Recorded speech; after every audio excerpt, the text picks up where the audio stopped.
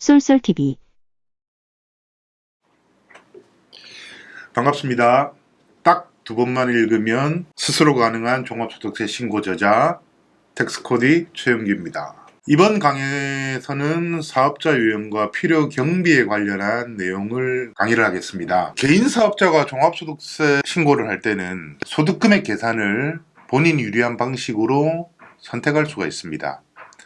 그러면 앞 강의에서 과세 유형과는 상관이 없고 종합소득세는 장부 유형과 관련이 있다고 설명을 드렸는데요. 그러면 사업자 본인이 먼저 확인해야 할 사항은 본인이 간편장부 대상자인가 아니면 복식부기 의무자인가를 먼저 파악하고 더불어서 추계신고의 가능 여부까지 확인해야 됩니다.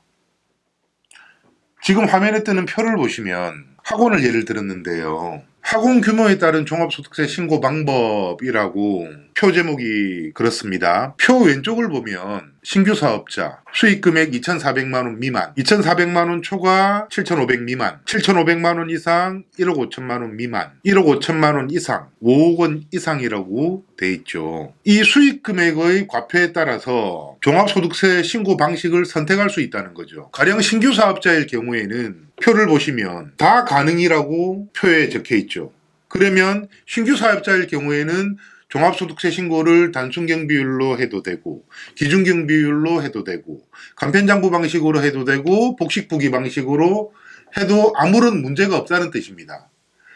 그러면 내가 어떤 방식으로 신고를 할 때 가장 소득금액이 적게 나오는가, 이 부분에 대한 고민이 먼저 선행돼야 된다는 뜻이죠. 이 부분에 대한 고민의 선행은 제가 이번에 적은 책을 보면 아주 간단하게 쉽게 설명드렸으니까 충분히 본인 직접 파악 가능하리라고 생각합니다.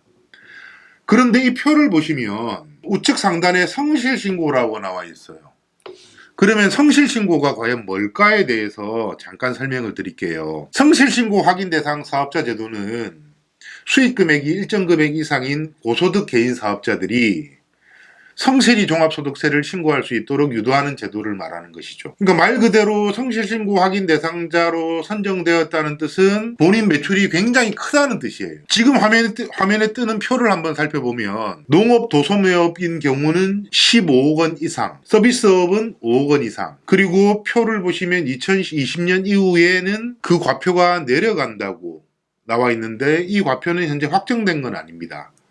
이 정도 금액으로 예를 들어 서비스업 같은 경우는 3억 5천만 원 이상으로 내려갈 건데 현재는 확정은 아니에요. 그래서 5억 원 이상이면 성실신고 확인 대상자로 분류가 된다. 성실신고 확인 대상자로 분류가 되면 종합소득세 신고를 할 때 성실신고 확인서라는 별도의 서식을 제출해야 합니다. 그리고 소득금액이 늘어나는 만큼 세무대리인에게 지출하는 비용 또한 커지겠죠. 종합소득세, 즉 세금은 아주 간단하게 정의를 하면 번 돈에서 벌기 위해 쓴 돈을 빼는 구조입니다. 세금을 계산하는 방식이 번 돈에서 벌기 위해서 쓴 돈을 빼는 구조이다 보니까 세금을 적게 내려면 벌기 위해 쓴 돈이 많아지면 돼요. 다시 말해서 비용이 많아지면 세금이 내려간다는 뜻이죠.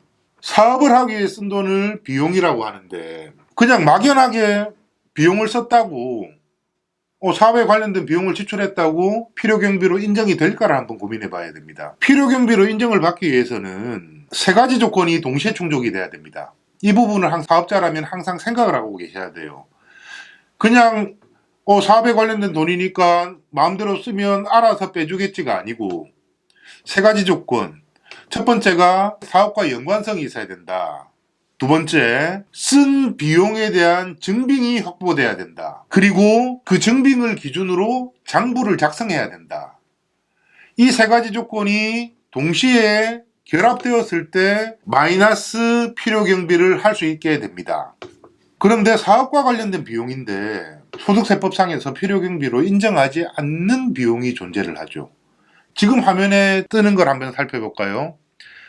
1번부터 13번까지의 비용. 이 비용들은 사업과 연관성이 있음에도 법적으로 비용 처리를 할 수 없게 분류해 놓은 거예요. 세법상 용어로는 필요경비 불산입 지출이라고도 표현을 하는데 간단하게 내가 주차 위반을 해서 주차 딱지 과태료를 맞았다. 이런 것은 필요경비로 인정이 안 되고 있습니다. 요 1번부터 13번 같은 경우는 사전에 숙지를 해놓는 게 도움이 될 거예요.